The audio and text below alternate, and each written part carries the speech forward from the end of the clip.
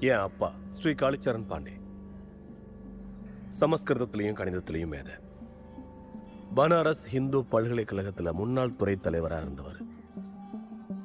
அடிக்கடி ஒண்ணு சொல்லுவாரு. விஞ்ஞானி ஐசக் நியூட்டன் 1686 இந்த உலகத்தோட அடிப்படை மூல மந்திரத்தை கண்டுபிடிச்சாரு. அந்த மந்திரம் விலங்கு, பறவை,